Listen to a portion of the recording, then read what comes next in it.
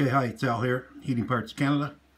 Okay, today we're doing a video about the SWT03570 Pressure Switch. Okay, this is out of an American Standard, this one right here. Easy to replace. You got your two connections, one there, and you got your two connections here, one on this side, one on that side. Bolts on with two little screws through here. Voila, you're done. Heat's back on. Takes about 2-3 minutes. That's all it takes. You can get these at Heating Parts Canada, www.heatingpartscanada.ca. The original furnace parts supplier in Canada.